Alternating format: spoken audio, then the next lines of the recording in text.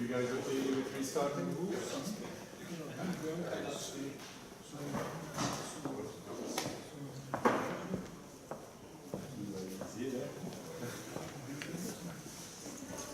Meestal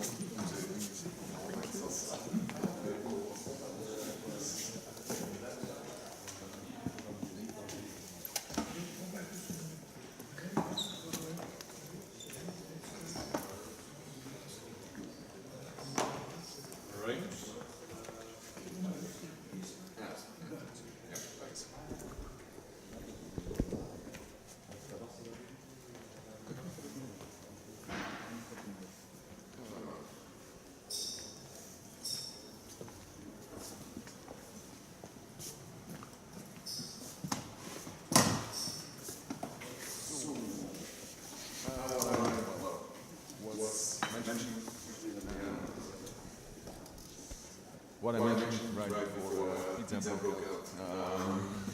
This, well, PDI is all about, Kettle is all about visual ETL. It's still developing through visual interface. We'll have a look at that later. That makes developing ETL data flows really improves. It's easy to use, easy to develop. There are a couple of catches. We'll get to that in a minute. Tom mentioned a couple of Neo4j plugins a while ago. Plugins are what Kettle is all about. About 30 points where you can write plugins, not plugins, but points where plugins can be written, so the entire platform is extensible. You can write plugins for database connection types, for data types, and then a whole list of possible plugins that can be written, makes the platform extremely powerful, extremely flexible. And this small to huge data and Kettle used in IoT use cases where the data integration engine sits very close to the edge on a gateway, processes constant streams of data, micro batches to huge volumes of data. There are implementations where billions of records are processed by the hour. So there is a huge, the use cases are very diverse. We'll see what a step is, but there are 300 steps out of the box. There is a lot of additional functionality available in the marketplace, all again as plugins. And I mentioned the active developer community. There are forums, there's Slack, there's Stack Overflow, you name it. Well, Rick mentioned Matt. This is the guy who started developing Kettle in 2005. Well, he didn't start it in 2005. That's when he open sourced it. He started tried to sell it for a very brief period of time, and then open sourced it. It later was acquired by Pentaho, then turned into Pentaho Data Integration. Then Pentaho got acquired by Hitachi, and early this year he left, and he didn't go just anywhere. But I think last week was the announcement that that Matt joined Neo4j as, I don't know what his title is. I haven't Chiefs Data Solutions or but anyway, that's where the Kettle and Neo4j worlds come together. Couple of the concepts. There are two main concepts in Kettle. There are jobs and transformations. Transformation is where you do the core ETL work, where you read data from a source, do the transformations, do the lookups, do the joins, and then write out to the target source, to the target format, whether that is a data warehouse, set of files, or again a graph database. And a job is the orchestration. In a job, you'll run transformations, run child jobs, do error handling, send mails if anything goes wrong. That is where all the non-core work is done. components, there's Spoon, the visual development environment, Kitchen and Pan, and Cart. It all uses a very kitchen-oriented naming strategy. While Spoon is the visual development environment that we'll have a look at later, Kitchen and Pan are command line tools to run your jobs and transformations from a command line, so from cron, from a scheduler, for example. And Cart is a lightweight web server that you can use to do remote execution to build clusters of kettle engines. So this toolset gives you a very powerful, this is a very powerful toolset to build all of your data integration work. This is what a transformation looks like. I mentioned steps earlier. Each of these blocks is a step, and you chain them together by creating these little black arrows called hops. And that is, each of these little blocks has its own very small piece of functionality, but by chaining them together, you build powerful flows that can do with your data whatever you want. The combination of this way of working, these small individual steps, the plugins that there are, and the function or the configuration options make it possible to run very diverse, very powerful data flows, data streams. And this is an example of a job. You have the difference in color here because that allows you to do error handling. A green arrow is on successful execution. A red arrow is an error track, so that allows you to build orchestration into your work. These are the two main concepts. Another big difference is that all of this runs in parallel. Each of these steps runs at the same time, so all of your data is being processed at the same time, while jobs are typically sequential in nature. So key strengths, engine-based, highly configurable, and it handles any volume of data basically.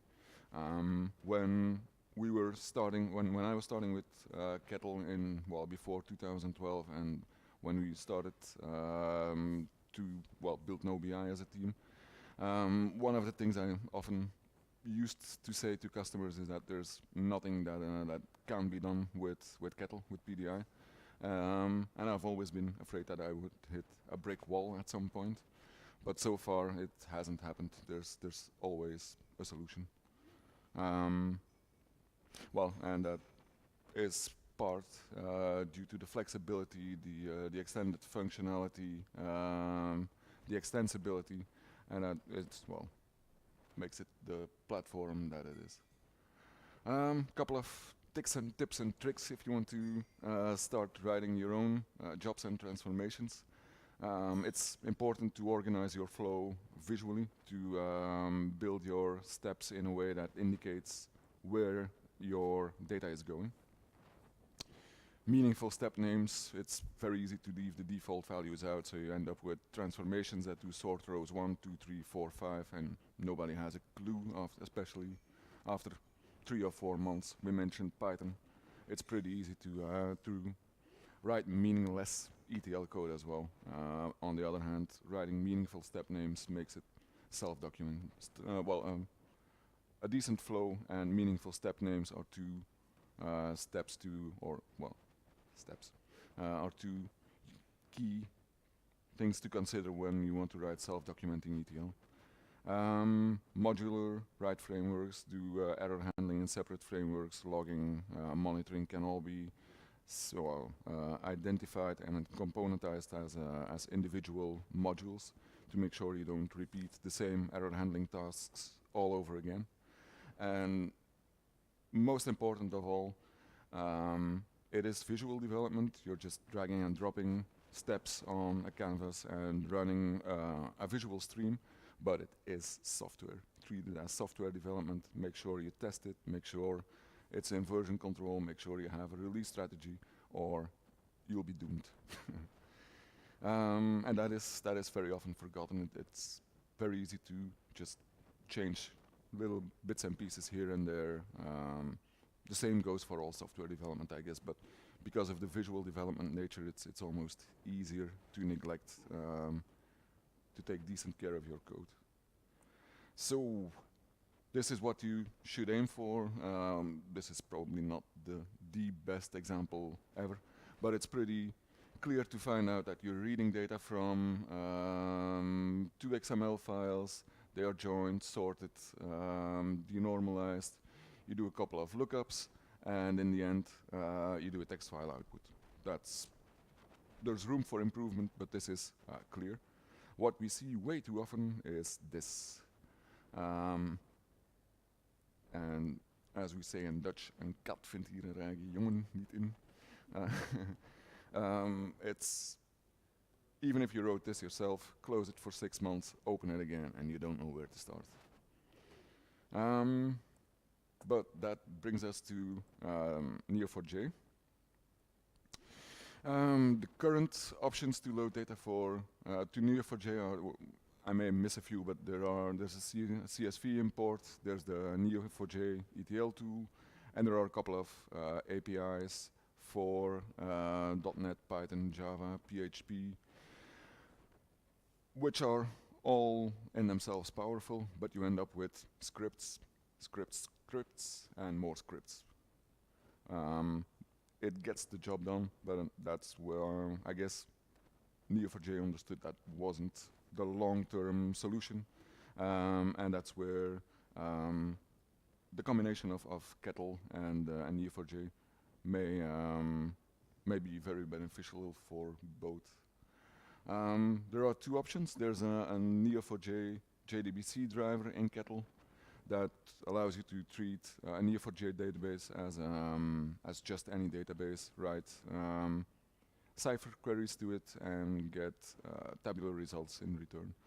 And then the output step we wrote a while ago reuses the end result of your stream as an output step to Neo4j. So the result of your stream is a number of nodes and a number of relationships between nodes. We'll have a look at that in a minute. And I know Matt is working on, well, he wasn't hired without a reason. I know he's working on a couple of improvements that will make loading data through Kettle to Neo4j nodes and relationships even easier. So, quick demo.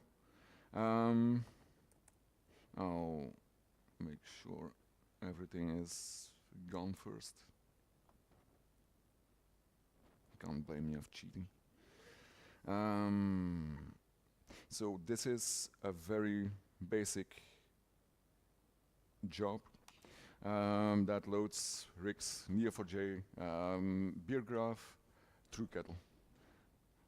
This is, well, there are two transformations. One loads all the nodes, one loads relationships afterwards. I split it up because you need to have all the nodes first before you can start creating all the relationships in batch. And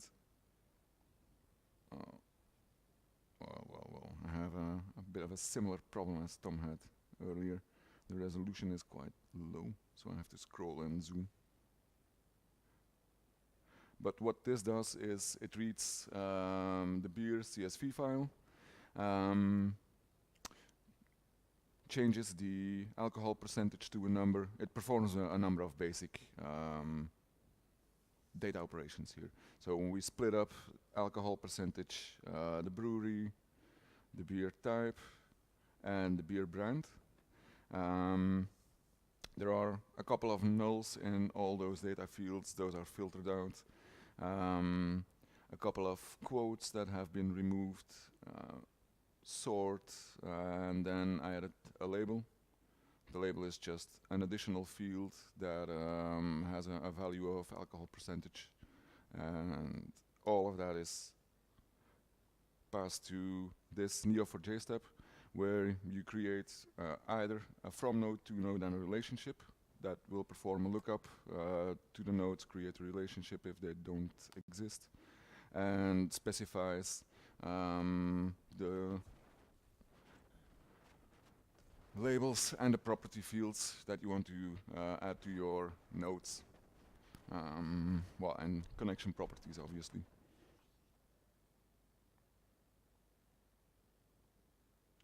And the same or similar action is taken on the relationships. Again, this CSV file is read, split up into the three relationships that we'll create. So relationship from brand to brewery, brand to type, and to alcohol percentage. Couple of operations again, sort, added a label to, or well, relationship type, filtered out empty relationships, and similar to the nodes, we have this, the from node, to node, and then relationship, and all the properties for the three elements in that relationship are specified here. And if you run this on 3.4, by the way, you asked who already runs 3.4, did my homework. So this shows you the process where we're at. You can follow up in real time what is happening in this transformation. It's again a bit painful now. But as you can see, this filter is done. We're now creating these relationships.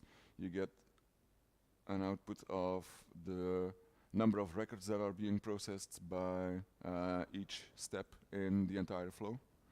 And after a minute or so, all of these, well, obviously when you see this green icon, loading is done. And well, that graph is created with the, I guess everybody has seen the beer graph demo before, but that is how you do it through Kettle.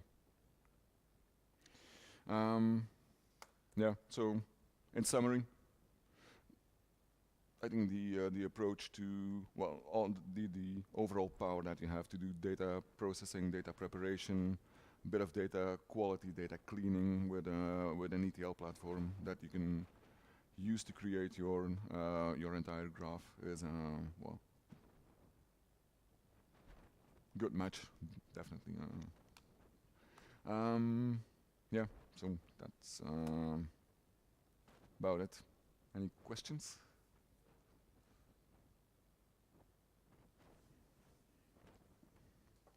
What's the speed that you're seeing? Is it decent? Is it, you know, is it all? There's room for improvement. All of these use merge statements, create merge statements, because that it makes the step at least correct and easy to use if some nodes already exist. If it would be create statements, then it would be a lot faster. But I think this is, the relationships are here. Well, and it's a very small data set, of course, but it's about 70 rows per second. That is not huge. The nodes are a lot faster. I think we had this afternoon, we were playing with another ETL process to load another graph, and that was 3,000 nodes per second. For a merge, that is okay. There's, well, one of the things that I wanted to do and probably still will do is create an option to choose between create and merge, create and merge, because that will allow you to choose create statement on an empty graph, and that will speed things up significantly. But you will have to take care of duplicates and etc. yourself. Sorry?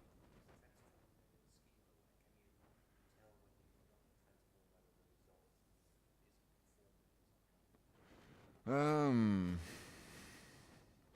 what you mean is did if you did load the data, can you validate it? Is that the question?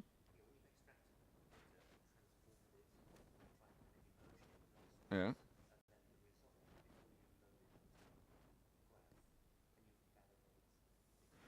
There are, and well, in all honesty, I think one of the reasons why Matt is now at Neo4j is he wrote functionality that well allows you to right-click on a step, identify the last 100 records that were processed as a golden data set, and use that for validation. So you can automate your data, you can validate the data that is processed. You can have a golden data set, but that never got into the core platform.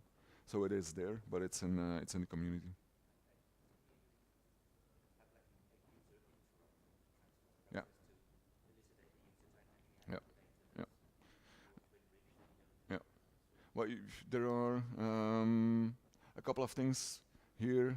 There's a preview that you can use to inspect just the first X rows. There's a debugger where you can, instead of just looking at the first X rows, you can specify a condition and say, well, I'm looking at data for Belgium, I have a cities column, and I want to check if, stupid example, but if Amsterdam pops up in my Belgian data, there's an issue, so I'm going to check for that. So there are debugging options. This is, you can really think of this as an IDE. You can, yeah, yeah. This is an environment where you develop, debug, test the hell out of your transformations, investigate your data. And then what you usually do if you move things to a more production like state is there are unit tests, there are validations on the data that you processed, there's monitoring, so you turn this into... Sorry? Ah, you're a courageous man.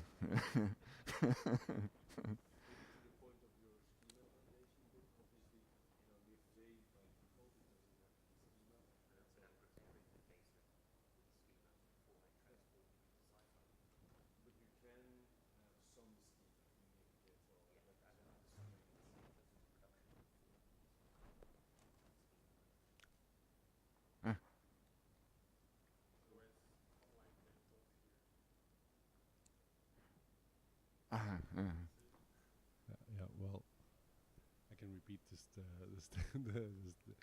He was asking about the schema validation step before loading, right? Which is something that you can do. I guess you can add some steps in Kettle, right? Yeah. But there's also a step where you can do data validation inside the target database Neo4j by applying constraints there, right?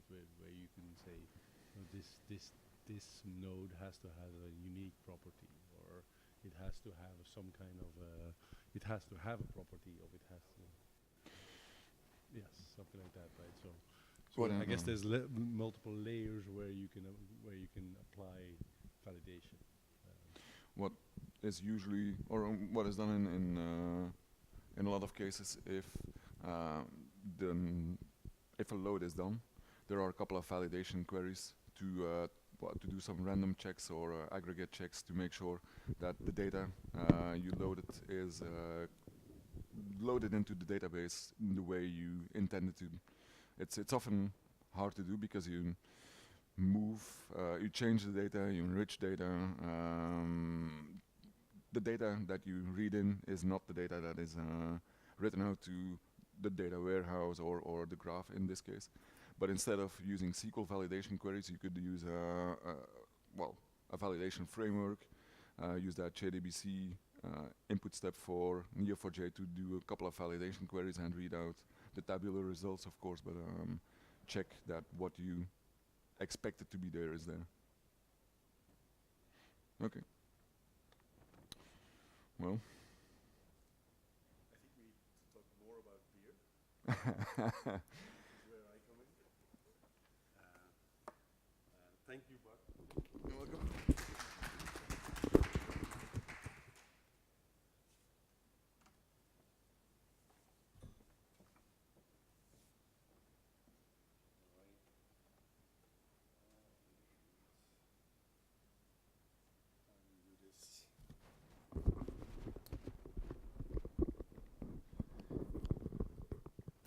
Yay. Doesn't work with my glasses. Very good. I can still see you. And you can still hear me. Great. So last slot of this evening is when we'll talk a little bit about Neo4j Bloom. So Bloom is something different, and Tom is very enthusiastic about it. We, I guess most of you know what the graph data model is all about, right? You have a property graph where you explicitly connect entities or instances of entities to one another with relationships. Relationships are first-class citizens. They are a core part of the data model, and turns out that's a very handy thing because reality is very networked. When we look at reality, we immediately think associatively. We immediately think about, I'm in a building. The building is in a city. The city is in a country. I think associatively, right? So relationships are a natural way for humans to deal with data, and that also means that if you display that information, display that data to humans, it helps to put those relationships up front and center, right?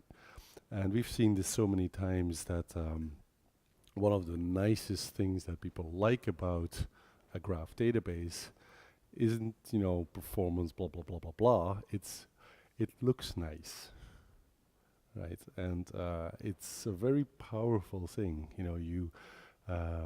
When you look at graph structures which put relationships right front and center of the data visualization, it's a very powerful thing because humans interact with it very, very well. And to be honest, I've been working for Neo for 6 years, and it was like after 1 month that I knew that. It was so obvious that this is a powerful feature of graphs and of graph databases. It's the fact that you can display it very attractively. But it's complicated. It's complicated to display it attractively because usually when you look at reality, there's a lot of relationships. There's a lot of things that you can see. There's a lot of ways you can look at reality, and as a consequence, before you know it, everything becomes like a big fat hairball, right? It becomes very difficult to see something in any kind of meaningful way. And to be honest, we've been struggling with this, and I think the industry has been struggling with this, and trying to make a visualization strategy, a discovery strategy that would make sense and that would not necessarily just make everything look like the cat brought it in, right? And we're very close to releasing product around that. And that's what we call Neo4j Bloom. It's going to be a new product from the company called Neo4j. It's not an open source product, right? So it's a paid product that we are going to be releasing on top of Neo4j, just like many other people have been releasing paid for visualization software on top of Neo4j. Right? For the longest time, we've been partnering with people like Linkurious or Keylines or Graphilion. I mean, there's been a lot of those companies around that have offered very powerful solutions. They're going to keep on doing that, but we want to have our own offering and our own capability there that we can bring to our clients. The whole idea here is bringing the power of graph visualizations to non-technical people, right? You don't want everyone in your organization to be writing Cypher queries, right? It's similar to what we've seen in other database worlds, right? You don't want everyone to be writing sophisticated queries. That should be abstracted. That should be moved away from the end users. So we're going to create a product that is a lot more intuitive for end users, for people that don't know those technical skills, and that can basically navigate the graph without that. One of the things that we've also spent a lot of time on is to make sure that you have a very intuitive way of navigating, with zooming, with panning, with keyboard navigation capabilities, that with search suggestions, with near natural language search capabilities that make it very, very easy for people to navigate. So you see some of those things here. We're going to start off with the concept of a perspective, right? So we look at the graph in a certain way, right? So that means that you can choose your perspective. If you have a very multidimensional graph structure, you can say, you know what, I don't want to look at this part of the graph. It doesn't fit my use case. I can just ignore that. Right? I can ignore certain labels, certain relationship types. I can just, move them out of the perspective and only look at one perspective at a time, the one that I'm most interested in at a time. Visualization, one of the cool things that we've done, I think, is actually use something called WebGL that you might have heard of, right, which is a rendering technology, right, to display things on your MacBook or your whatever machine that you have, and it actually leverages the power of your GPU, which is really good, because I don't know if you've played with an Neo4j browser, but if you have more than like a couple of queries open, or if you have more than a couple of hundred nodes open, it starts to make a boom sound. It explodes, and that's not, Neo4j that's doing that. That's just your browser that doesn't know how to deal with that. That many objects being displayed on the screen. With WebGL, with the power of GPUs, you can actually display a lot more, very, very intuitively and natively on your desktop. Exploration, I can show you that a little bit later. Very easy to navigate through things. Inspection, look at the details and potentially even edit those details. If you find that you're looking at things that aren't really making sense, then you can actually edit the graph if, of course, you have the appropriate security privileges.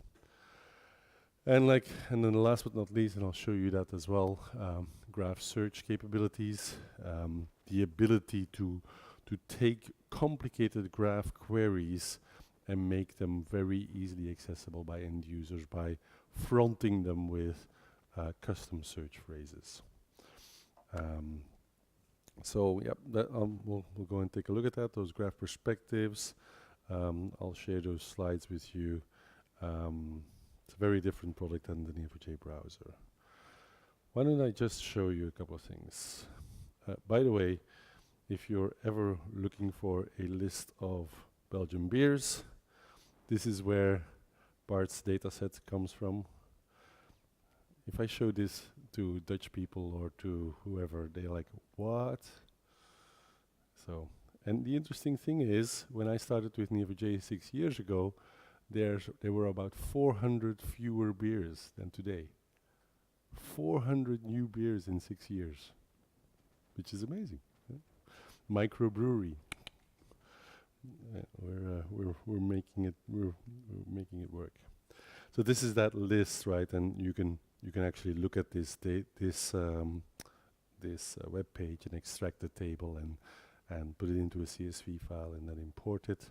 I have that running here on my little Neo4j database as well, and you can see what the data model is like, right? It's totally weird because, well, actually at the time when I first did this import, you only had brand, type, alcohol percentage, and brewery. This one was added later, and it's not imported currently. So there's 4 entities, right, which I stupidly imported into 4 different node labels, right? Which, you know, anyone who would have any kind of technical knowledge would say that was the wrong way of doing it. But in hindsight, it was a very smart way of doing it, because, you know, if you look at this, right, so if you do here, call db.schema, right?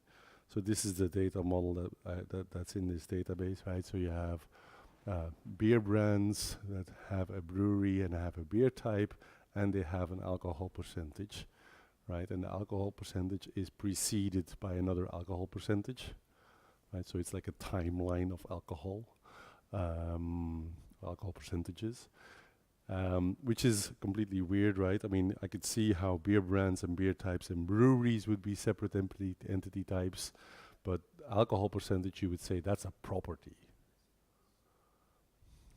Yeah, well, I mean, I guess this, you know, he teaches a full day class about graph modeling, which, you know, this is actually not a stupid thing to do, right? Because, you know, the whole thing about graphs is that if you find that some concepts are very important to you, are very important to your queries, to your questions, then it actually makes sense to normalize them out. Correct, yeah. But I mean, this, what you have here with this alcohol percentages, right? So if I do this and remove the limits, right? So effectively what you have here is like this big freaking timeline, right? A chain of alcohol percentages.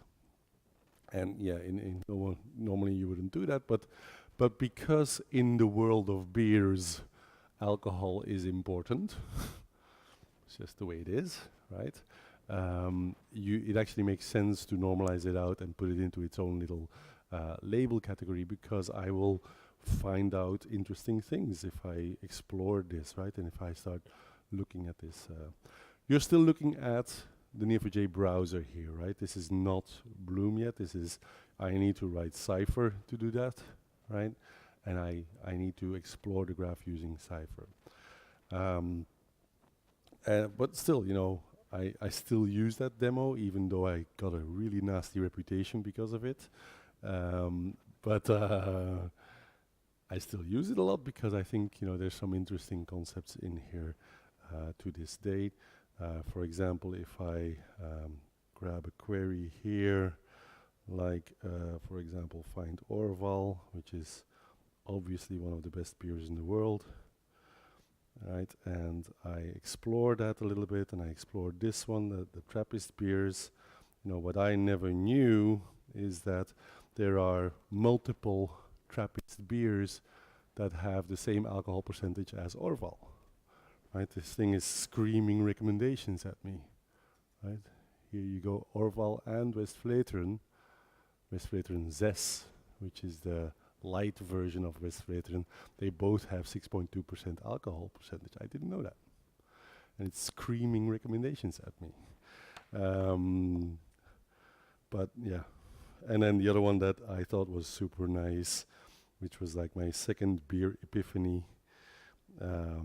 If I do this query, right, which is the shortest path between two beers, Duvel, which I like, but it's a blonde beer, it's a strong beer, and it will kill you. And then Orval, which is a brown beer, it's a little bit more sour beer. It's a Trappist beer, and you look for the paths between those two beers, then before you know it, you get some more interesting recommendations, right? Wildering and Hexamie beer are interesting beers because they share characteristics with Duvel and Orval. And I've actually not been able to taste Hexamie beer yet. I haven't found it anywhere, and I'm too lazy to drive there. But then Wildering I actually found it, and I love it. So the graph was recommending to me, and it was right. Wildering is a really nice beer. It's actually grown quite a bit more popular recently. But what does that have to do with Bloom? Right, so this is the alpha release of, well, I guess we can call it beta release these days, right? Of Bloom. So this is the separate product, right? It's like the browser. It's an application that sits on top of the same Neo4j database, right? It communicates with Neo4j database via Bolt, right? And it accesses the same database. It fires a bunch of queries under the waterline. Bloom starts with this concept of a perspective, right? And I have generated a number of perspectives here already, right? A perspective is basically something where you choose what you want to do with the graph, right? You choose how you want to use the graph and what way you want to be looking at the graph. You may want to look at everything, you may want to be selective, right? You can generate a perspective or you can create a perspective yourself, right?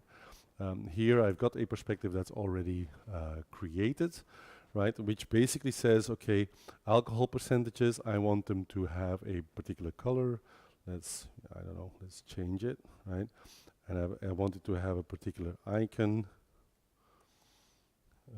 Percentage, I want it to be a different percentage icon, and then you can customize that, and you can say which captions you want to display and stuff like that, right? Same thing for the beer brands, right? It's got a particular icon and a caption. Same thing for the beer types. Same thing for the breweries. Those are like the basics, right? So here I can say, okay, I want to look for Orval, right? And it will show me Orval, right? And then I can start navigating here, right? I can say either do a right click and say inspect, right? And I can edit this if I wanted to. I can add more labels to it. I can add relationships to it, whatever I want to do. Or I can say, okay, there's other shortcuts here, like Command E expands it, right? So if I select it and you see the white ring here coming up and I expand it, okay, it shows me the percentage and the Trappists, right? And I say, okay, Trappist, expand that one, right? And then I say, okay, you can see what it does here with the zooming. I kind of like this. Right now, when I zoom out, it only shows me the colors. But when I zoom in, all of a sudden the icons appear, and now the captions appear, right? Expand it some more, expand it some more, expand it some more, right? And then you start seeing the fight of the beers.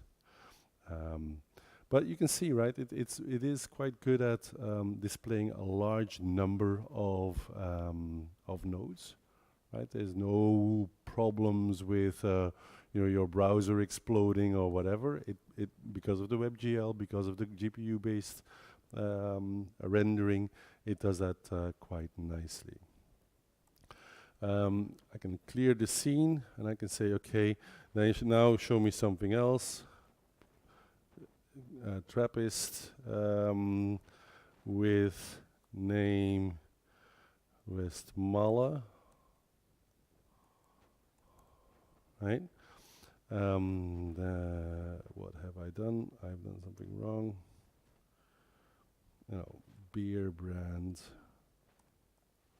with name Westmalle. What it does there is it actually understands what I'm looking for, because it knows what the graph looks like. It inspects the graph and it looks for the labels, and it knows that beer brands have a name and that there are some beer brands that are called Westmalle with a beer type, right? You can see how it builds the graph pattern there, right? So if I do that, then automatically it finds me the Westmalles that have a Trappist here, right? So it does some funky stuff with this query capability. It tries to inspect the graph, learn more from the graph, and do more with that. I can always, if I, for example, do show everything, I like this one. Right, so it does everything, right? I can also say, okay, I don't want you to display everything. I actually only want to look at this part here, right? So what I do is a long click here. Look at these guys. Control Shift D dismisses everything else. F, Control F makes it fit to the screen. So I can explore that, right? What have I got here? Beer called Vinkenier. I don't know what that is. Oops. It starts drifting. That's a beta feature. The way we display data, the graph on the screen is what we call a force-directed layout. So there's a lot of physics involved on how close we put stuff together, and there's still some funkiness in that. So that's one part of it. So you can basically select, deselect. You can also look here. You know, I only want to look at the beer types or the beer brands. I don't want to look at the brewery. Right? If I deselect these things, then automatically it, you know, removes them from view. Now for the fun part. The fun part in my book is this piece. It's where you create what we call custom search phrases.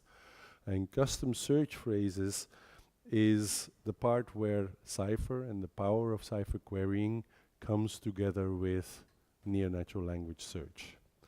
Right? So let me show you what that looks like.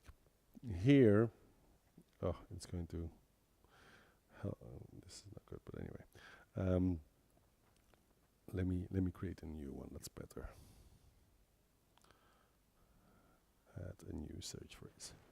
Here, what I'm going to do is I'm going to create a search phrase.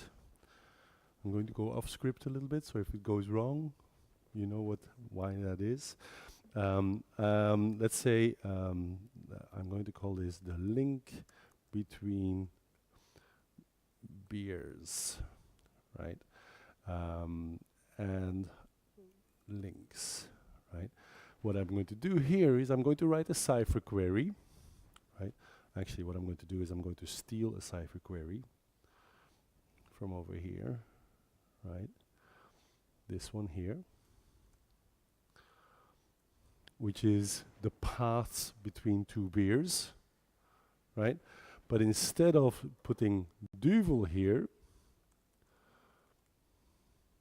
I'm going to call this param1. And instead of putting Orval there, I'm going to call this param. Oops. I know this is going to blow up, but anyway, that's fine. So yeah, it's going to complain because the pattern is unbounded and it's not, you know, it's not super nice cipher, but that's okay. How do I do this now, right? So at the top, I want to create a custom search phrase that allows my end users to specify which beers they want to have linked. And then those parameters are going to be passed on to the Cypher query right there. And it's going to run that Cypher query without the end user having to know anything about it. Right? So I'm going to say link between param1 and param2. Right? And it's trying to help me, which is not very necessary, but it's trying to help me by offering suggestions for this is so the layout doesn't really work yet, but that's okay. So is this making sense, right? So at the top, I have a very simple near natural language question, link between param1 and param2, right? Below that, I have a Cypher query, which is a little bit more complicated. It uses a shortest path finding algorithm, right, to look for all the shortest paths between, you know, we call it duvel and Orval, but really what they are is param1 and param2, right? And then it's going to return that, and that should be the end of it. Come on. No, because those are just variable names. Doesn't matter. Right? I mean, I can substitute this. Right? I can say B1 and B2, right? And B1, B2, right? And be done with that. And now I have to save this, right?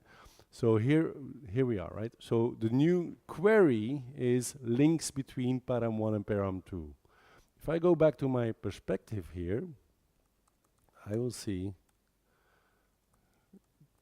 between, was it link or links? Link between. And then it starts suggesting things to me. Well, and duvel, right? And gives me an error. Bloody hell.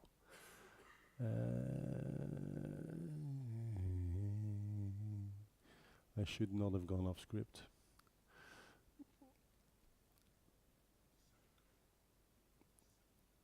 This one?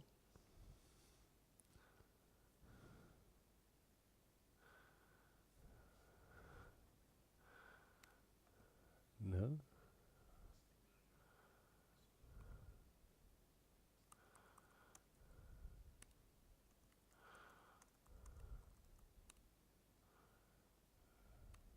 No. Let me show it again.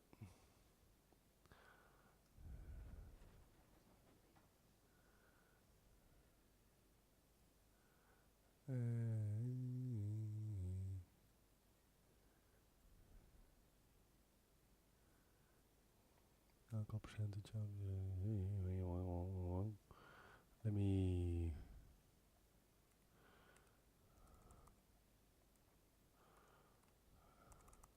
I don't know if this is going to help. Does it?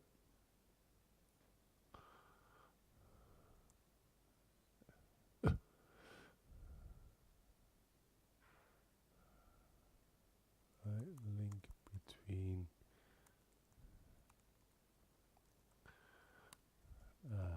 dual and no. It's doing something wrong because it's got some different suggestions here as well. This is wrong, right? Why is it doing that? Oh.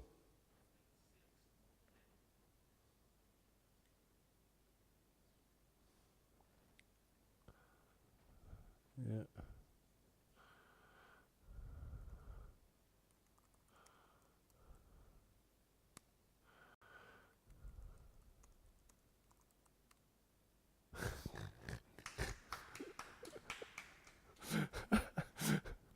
All right.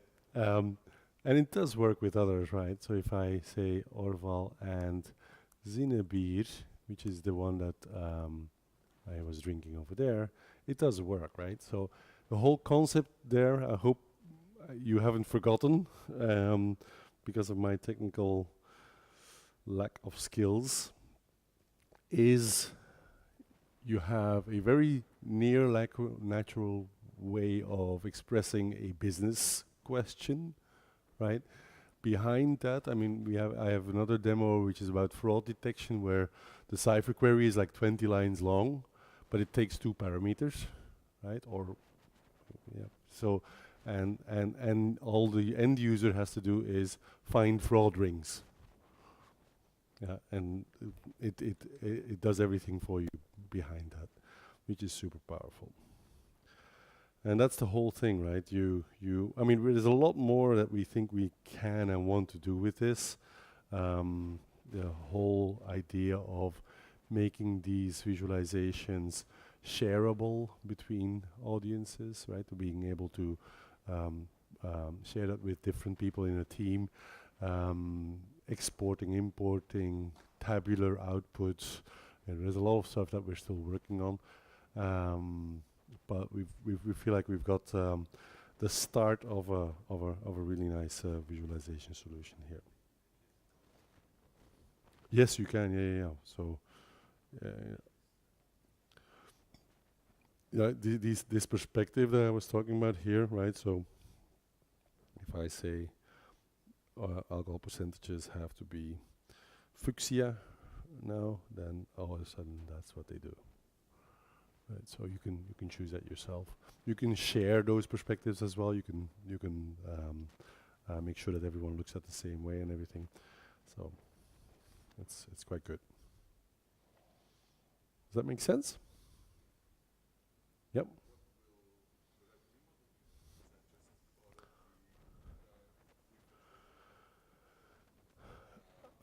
Do you want to order? Is that why?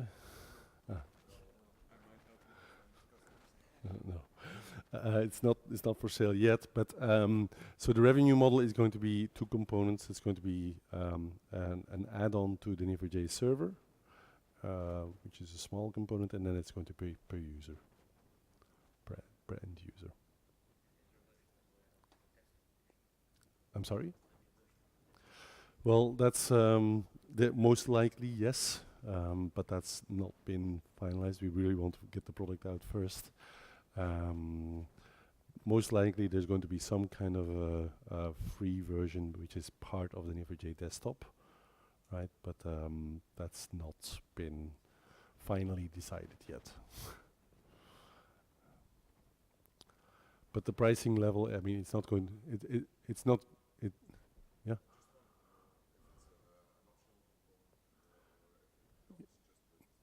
No, it's going to be an optional component.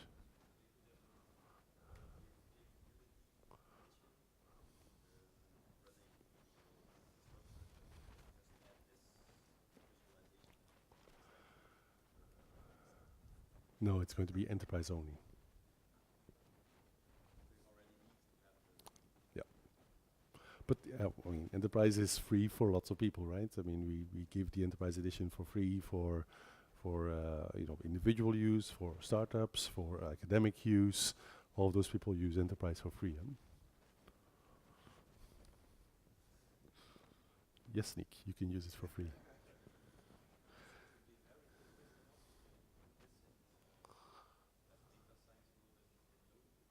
Mm.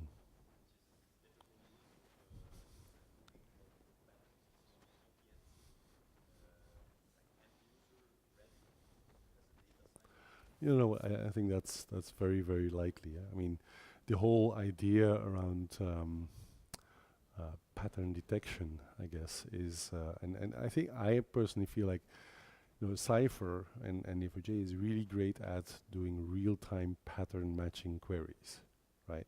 But how do you know what the pattern is, right? That's what is the pattern, right? So many patterns are going to be part of people's, business knowledge, right? They will know it already.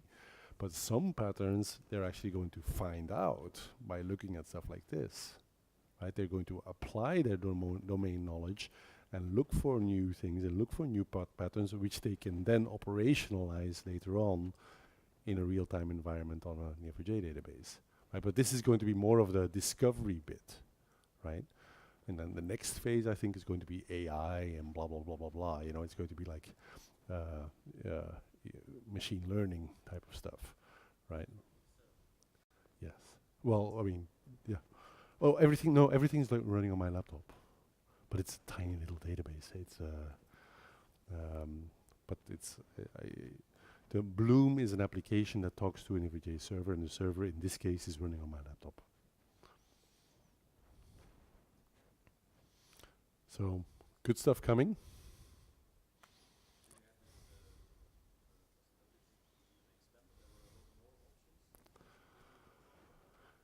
Did I cover all of them?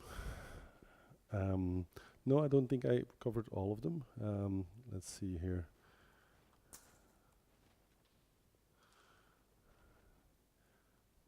So if I have Orval, right? So here, so when you click on something, it's selected, right? You can say Control A, and then everything is selected, and then you say dismiss them, and then I have to do it again. Or you can say, okay, only that one is selected, so dismiss everything else. So Those are like the options, right? Expand, then you have dismiss, you have dismiss the others, you have fit, you have invert, you have inspect. There's another one which you can use, which is, so if I now add duvel,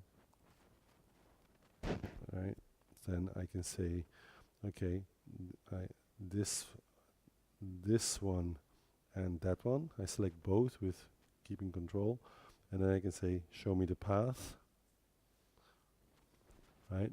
So there's a couple more options where actions that we want to be able to make accessible that way, but you've seen most of them for sure.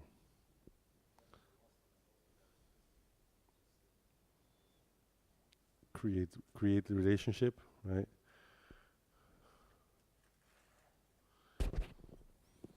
So you can create a relationship already.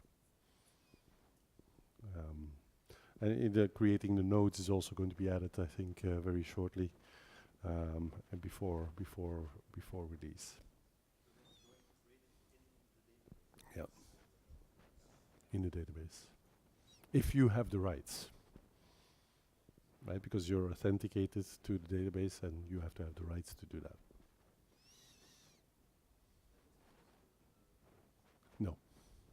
No, in the browser, I mean, yes, it is possible, but you would have to write cipher for it. No, you can't. No. You can't do any editing here. In this thing? Oh, but you can in the grass file you can add more. Yeah. What's it called here? There's a grass file, right? A graph style sheet, and in the style sheet you can. Where is it? I don't know where it is anymore. I think it is.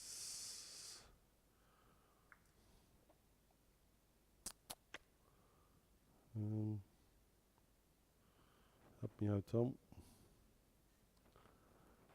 There's a place where you can actually download the grass file. Where is it here? Style. This is the grass file, right? And you can upload the grass file is the graph style sheet, right? And so you can add more colors here. It's the hex codes. That if you edit this file offline and re-upload it, there's a way to upload it. I can't really find it right now, but you can definitely upload the grass file somewhere, and then it will just apply that. You can do more things with it. You can also do things like the captions, and you can have like 2 properties in the caption and stuff like that. So there's fancy stuff that you can do there. All right. Any more questions? Otherwise, so many more questions. Big sigh, Etienne.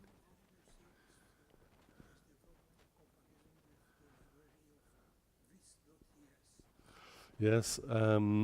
So vis.js, I mean, lots of we use it all the time still.